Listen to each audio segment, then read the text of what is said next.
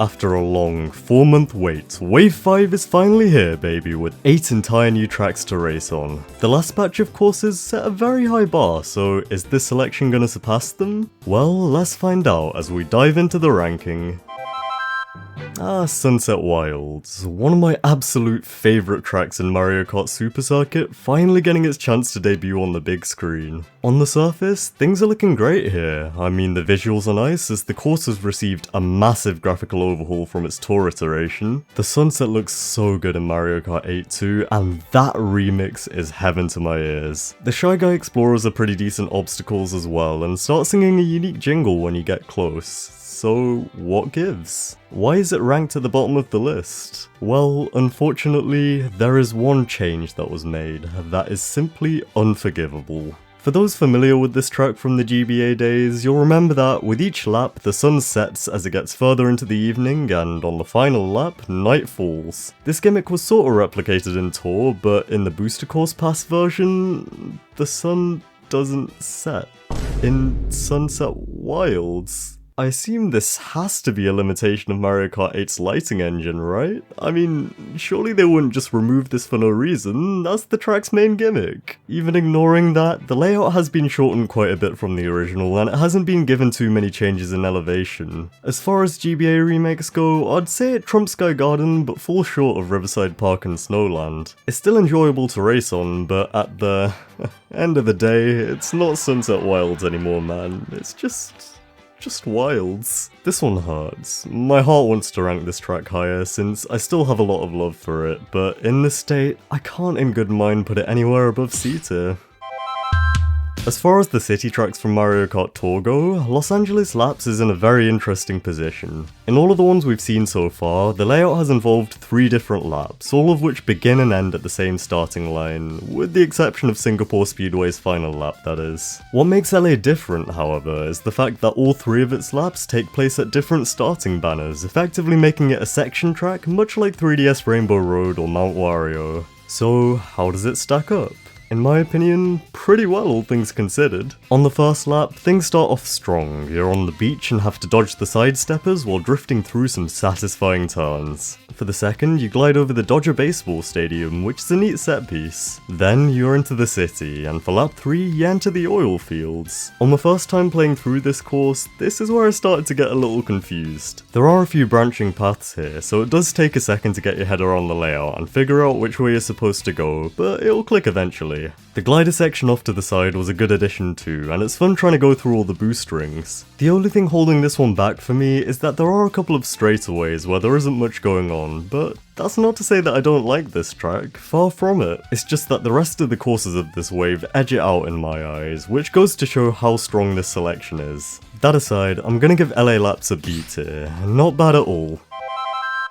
From here on out, I found it really difficult to rank the tracks as they're very close in quality. I could easily see myself changing some of these positions around in the future, but for now, I'm tentatively gonna give the 6th place spot to Vancouver Velocity. Aesthetically, I love what they did with this one. The combination of the nighttime and the winter atmosphere creates a cozy feel, and the aurora in the sky is pretty to look at. I quite enjoyed racing on this one as well, especially the beginning part of the track. It starts with some frosty hills, which take you onto the highlight of the course, that being the bridges. They're very narrow to race on, which means that you're always going to be up close and personal with the other racers. What's more is that they actually turned it into an anti-gravity section, which fits perfectly here, and bumping into the other cars only adds to the chaos. You then end up gliding into an ice rink, looping back around via a tunnel into the high streets, after which you return to the rink and end off the race. When you combine the dynamic layout with the landmarks like the Olympics cauldron, it's a recipe for a sweet course which comfortably earns its spot in the B tier. I don't think anyone was expecting to see Moonview Highway make its comeback in this wave, or even in the Booster Course Pass in general. Regardless, this was a cool Wii track that hadn't returned in a main series Mario Kart up to this point, so as long as this new version does it justice, I'm happy to welcome it back with open arms. So that begs the question, is this a good remake? Well, in my humble opinion, it is indeed. For the most part, they've left this one untouched, and I'm perfectly content with that. I never used to like the traffic courses, but in recent times I've started to appreciate them more and more. Weaving through the oncoming cars always gives me a rush, and the fact that they brought the bob-omb cars back is a massive dub.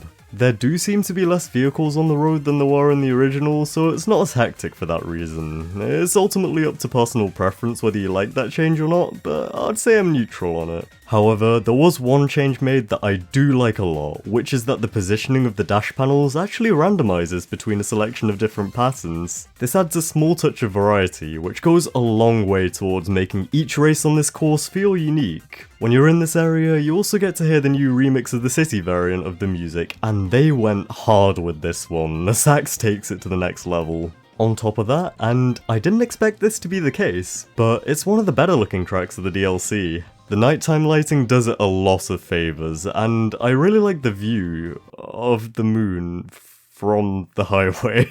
The way the light reflects on the water is easy on the eyes, and the slight blur on the mountains in the background is a nice touch. Overall, this is a solid remake of a solid course, and that warrants a solid B tier in my eyes. Athens Dash was the first course of the Feather Cup, and it serves as a fantastic opener to Wave 5. As with the newer cities that have been added to the DLC, this one has a very distinct atmosphere and looks a lot different from the rest. This can largely be attributed to its ruin theming, as not a lot of the race actually takes place in the city itself.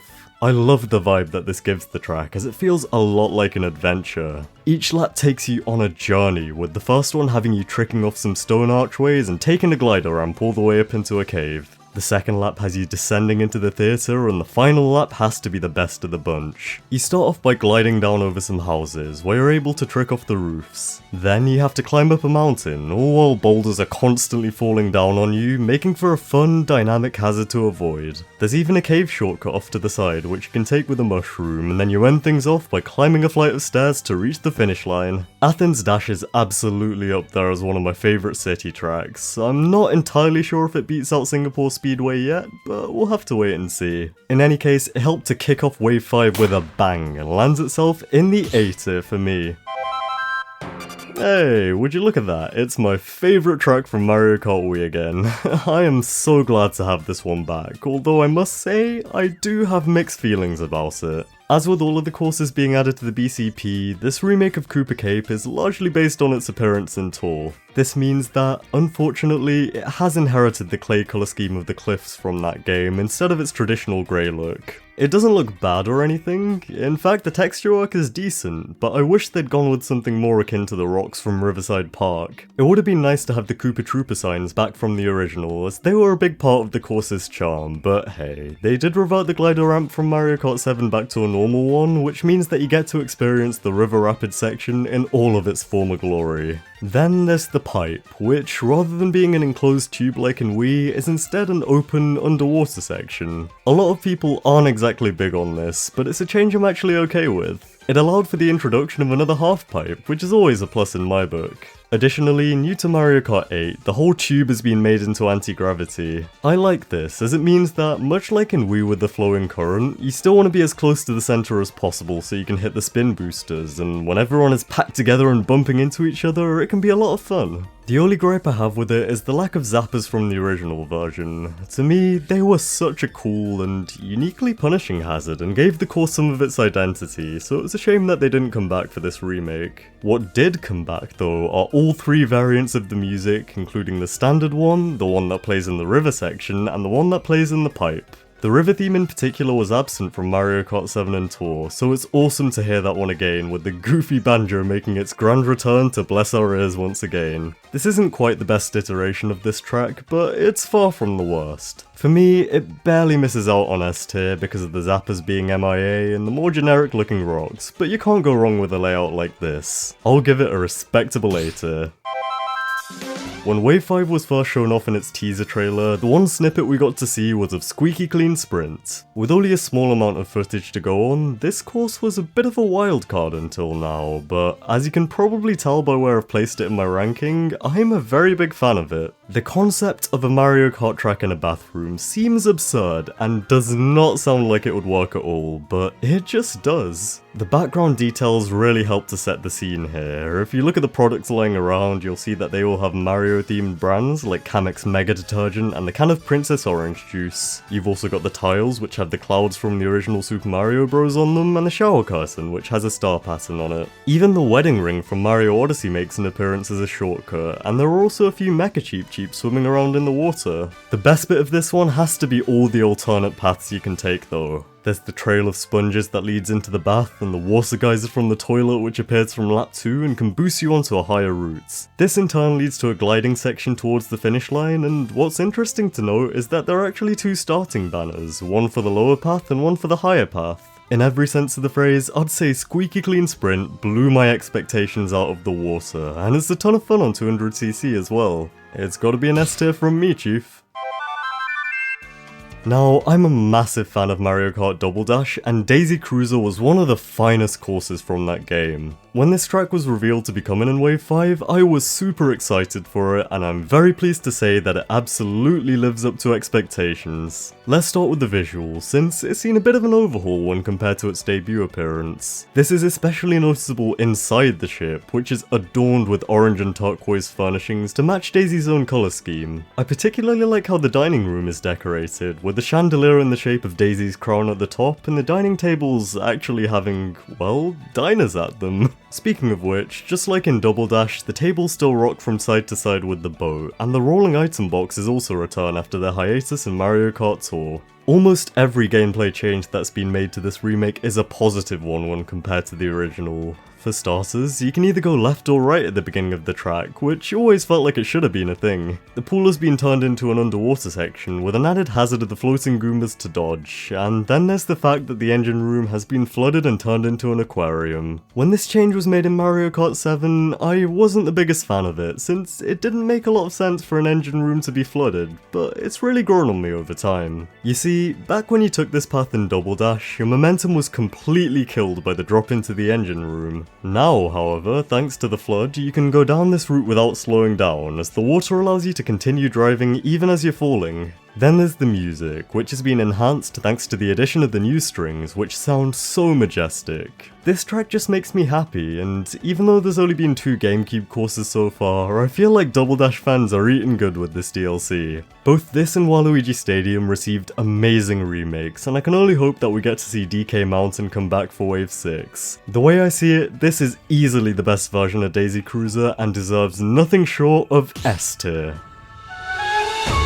Yo, thanks for watching. I'm pretty content with this wave, although I think I slightly prefer the last one. The character choices were on point though. Great to have the boy Petey back, Wiglow's a wild pick, and glad Kamek is finally getting his chance to shine.